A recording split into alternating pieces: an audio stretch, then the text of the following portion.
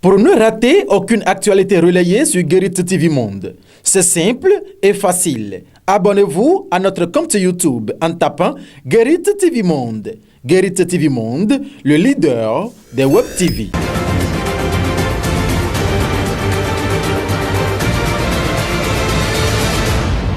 Guérit TV Monde, le leader des Web TV au Bénin.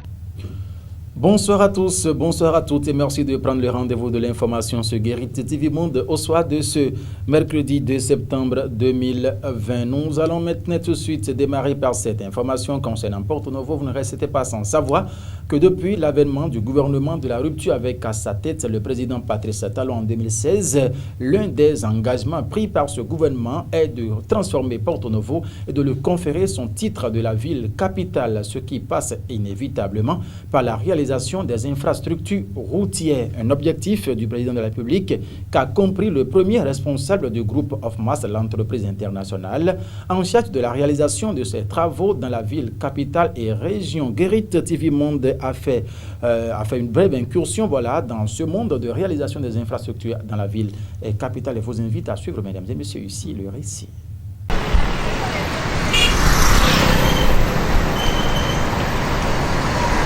De jolies routes tracées ci et là, de grands giratoires garnis de feux tricolores numériques, ce qui facilite d'ailleurs la libre circulation des personnes et des biens dans la ville.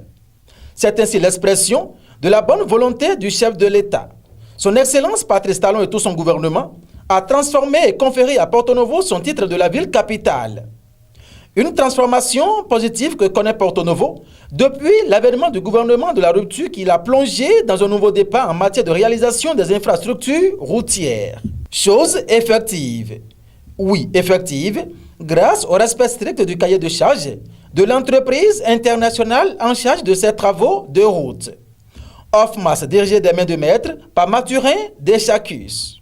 Ofmas, une entreprise de BTP dont le premier responsable, Mathurin Deschacus, a compris très tôt l'enjeu et a déployé de gros moyens pour l'exécution et l'évolution à bien des dits travaux. Certes, Porto Novo se transforme agréablement à la grande satisfaction de ses fils et filles. Mais tant qu'il reste à faire, rien n'est fait, dit-on. Partant de cela, la population de la ville octroie nos comptes indubitablement sur le groupe of Mass pour l'achèvement du reste de ces travaux qui, par endroits, compte tenu des réalités du terrain, continuent. Chapeau au gouvernement de la rupture et aussi félicitations au groupe of Mass de Mathurin Deschacus qui a la charge la réalisation de ces travaux de route à Porto Novo.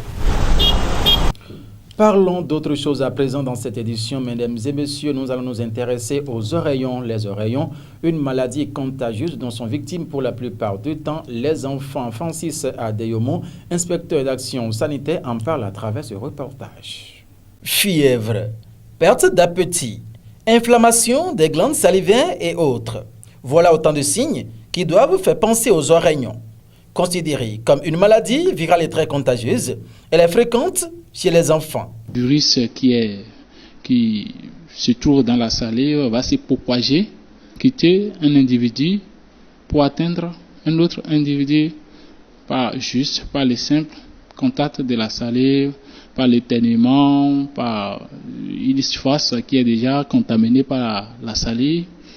Donc l'enfant qui est en contact avec ça peut contracter cela rapidement. Cette maladie est souvent sans gravité, mais peut entraîner à la longue des complications parfois graves. La gravité, c'est quoi? C'est au niveau où l'oreillon va atteindre d'autres organes.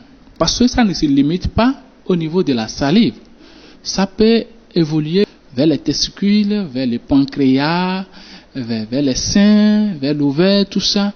Un enfant qui va faire une atteinte des testicules, qui aura problème de productivité, après de la fertilité, après, et les spermatozoïdes seront en nombre faible, tout ça. Vacciner donc son enfant s'avère alors indispensable pour préserver sa santé. Aux parents d'élèves de prendre donc les dispositions qui s'imposent et être vraiment attentifs dès que ces symptômes vont commencer par apparaître chez les enfants. Dernier virage de cette édition, c'est la revue, la présentation de la une du quotidien Maison, le journal La Guérite. La Guérite qui a donc titré en manchette ce mercredi 2 septembre 2020, reçu au téléphone de Guérite TV Monde. Raphaël Tidimé, on m'a refusé de vendre Vitaïron au Bénin depuis 3 ans. L'information, c'est dans les colonnes du journal La Guérite dans sa livraison de ce jour en fausse manchette. Le quotidien Maison titre: difficile de circuler à Dégangouévi à Porto-Novo, un caniveau à ciel ouvert crée la panique. Et pour finir par l'oreillette, 1er octobre 2016, 1er octobre 2020, Guérite TV Monde rappelle son 4e anniversaire qui aura donc lieu le 1er octobre prochain. Mesdames et messieurs, ainsi se referme cette édition. Merci de nous avoir suivis. Dieu nous prête vie. Rendez-vous demain. Nous allons encore nous retrouver, Inch'Allah. Merci de nous avoir suivis une fois encore. Très belle soirée à chacun. Tous. Au revoir.